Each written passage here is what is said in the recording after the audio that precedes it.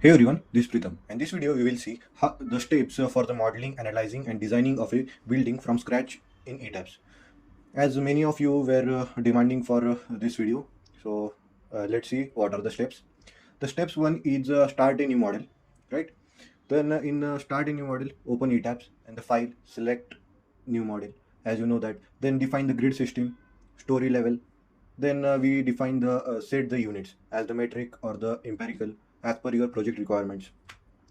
Then the second step is the define material. In define material, we go for define material properties. In it, we define for the two things, that is the concrete frame design, concrete, and the other is the steel rebars, and many others also, that is the machinery and all that. But basically, we define it for the concrete and the steel. For the concrete, in it we go for the grade, modulus of elasticity and the density. We put them, and we get the value of this grade of concrete. Same for the steel, we put the grade, and the yield strength and the modulus of elasticity is also being put. Then we go for the save the material properties for the use in the section. This was the defining the materials. Then is the third step is the defining the section properties. In section properties, we define for the frame section. In frame section, we define for the beams and the columns. Then the another step is the in the section properties, we also define for the walls, slabs, deck section, which are for the walls and the slabs. We put the values of this we need the values of these defined materials of the concrete and the steel in these section properties.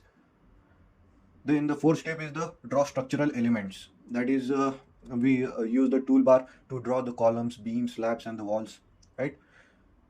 Then we use the similar stories and replicate to copy the elements to the Abu stories or the similar stories, right? Then we go for the step 5 as the assign the section properties. That is, select each element, beam, column, slab, or the walls, and assign the appropriate section property. Then we go for the assign the boundary condition. That is the step 6. That is, we go to assign, then go to joints, restraint. Here we assign the properties such as the assign the support such as the fixed support, pin support, roller support, and there is a fourth support, that is the free support at the base or wherever required. At the base means at the foundation level we provide this boundary condition, that fixed support we provide at the basic foundation level, right? And for the secondary beams we provide the pin or the roller support, right? Then the seventh step is for the define the load patterns. In define load patterns, we go to define. In define, we go for the load patterns. Here, create the load patterns as the dead load, live load. We make in these defined load patterns, we define for the dead load, live load, floor finish, wall load, wind load, and the earthquake load. And many other loads such as I will show you. Like here we go for the define. In define, we go for the load patterns. Here in this type, there are this much types, like dead, super dead, live, reducible live, then roof load, then the seismic, then wind load, snow load, construction load. There are there are this much types present of the defined types of the load patterns, right? We majorly define for the dead, live, and wind and the earthquake load. That was the step 7, right? The step 8 is the assign the loads. We assign the dead and the live load to the beams and the slab, right? Then we assign the line load for the walls, parapet, and the point load if needed. Then we go for the assign lateral load, wind, earthquake as per the IS code. For the wind, we use the IS 875 part 3, and for the earthquake, we use the IS 1893 part. There is only one part of this earthquake analysis, that is the IS 1893, which is of the 2016. The newest version is of 2016, right? Then this was the 8th step. Then we go for the 9th step is the define load combination. In define load combination, we go for the define. In it, we go to the load combination and create the combination as per IS 456, IS 1893, IS 875. These are the Indian standard. As per your country, you can choose your standard books. And we define this load combination based on the two factors, that is the factored load and the unfactored load. Factored load means dead load plus live load only, and the unfactored means 1.5 times dead load plus live load. I have made a detailed video on this, define the load combination, and above all this I have made a detailed video. Check our playlist of the ETABS 0 to Hero series. In it I have explained in full details what are they. Then the 10th step is the define the diaphragm. we go to assign. First of all, we define the diaphragm. How to define them, I will show you. Go to define. In define, here is the option of the fourth option of the diaphragm. In diaphragm, the window will open like this, and here you can see that the add new diaphragm or the modify show diaphragm. Here you can select the rigid and okay and okay. I have made a detailed video on this also, you can check it. Then how to assign them? First of all, we have to select the floorings, like 1 2 I will select, and then we go for the shell, and in shell we go for the diaphragm. Here it is the diaphragm, and we select the D1 that we have currently. We have just defined the D1 diaphragm, right? And just I will click on D1 and just apply on it, and my diaphragm will be applied on this model, right? This diaphragm, we have to assign this diaphragm to each floor for the lateral load distribution. Many of them what do that they define the only one diaphragm for the whole building, right? But it is not the correct way, as for every story the diaphragm value changes, right? We define, if let's take an example of a G plus 11 story building. In it, how many diaphragm we will be setting? That is, we will be setting 12 diaphragm, right? And each diaphragm value will be different, so we will be defining 12 diaphragm. Means for the first story, that we will take that the D1 diaphragm. For the 11 story, we define for the D11 diaphragm, right? Then we go for the, this was the 10 step of the defined diaphragm. Then the 11th step is the model checking. In it we go for the analyze and the check model. Here we fix any error or the any warning or the errors. The errors may be disconnected joint, missing supports, duplicate element, then the meshing issue before running the analysis. Means these are the some errors that occurs, that is the displacement joint, missing support, duplicate elements, meshing issue.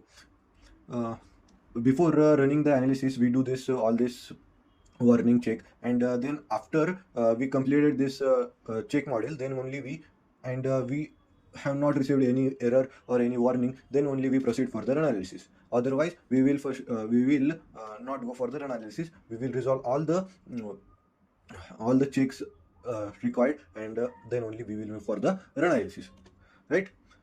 Then there is the 12th step. After the check model, we go for the response spectrum analysis or the time history analysis. It is present here on the define. In defined, here is the function. In function, there are two categories as the response spectrum and time history analysis. These are basically for the earthquake loading. What is the response spectrum analysis? It is done by the professionals.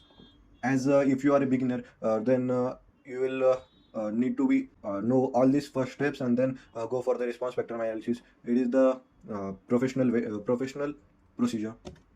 Then we go for the in it the response spectrum analysis. We go for the define the response spectrum function. These are some steps of it. Then we define the model load cases, define the response spectrum load cases. Then we, after doing all this step, we run the analysis and check the model participation mass ratio. Then we go for the this was the 12th step. In place of this, you can also do the time history analysis, right? Then we proceed with the 13th step as that of the run analysis. We go to analyze, and there is an option of the run analysis.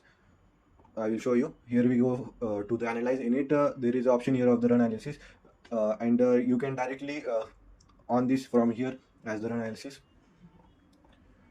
Here we review the results of the displacement, reaction, member forces, right?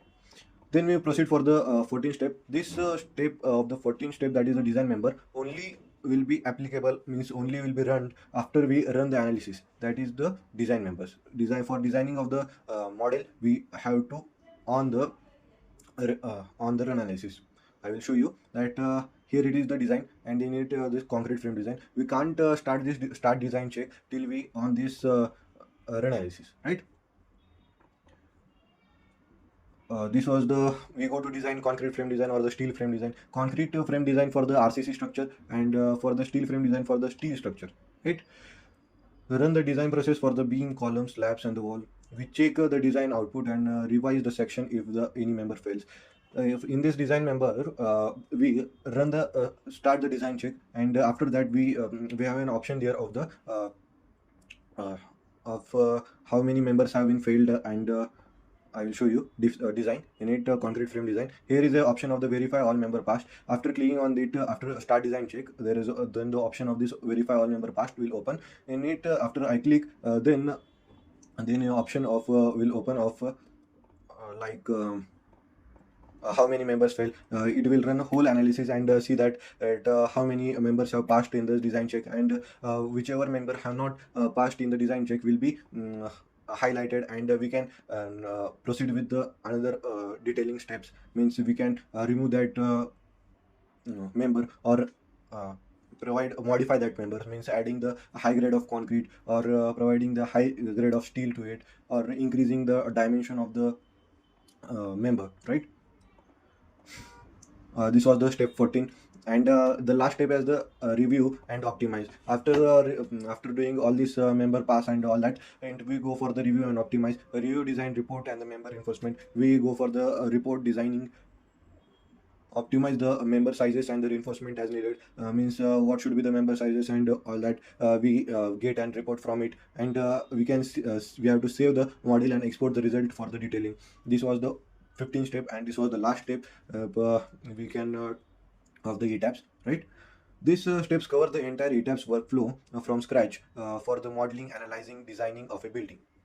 And many of you were demanding for a detailed course of this ETABS, and you were been commenting, and I'm currently working on it, and will be making this detailed ETABS course shortly. That's it for the today's video. See you in the next video.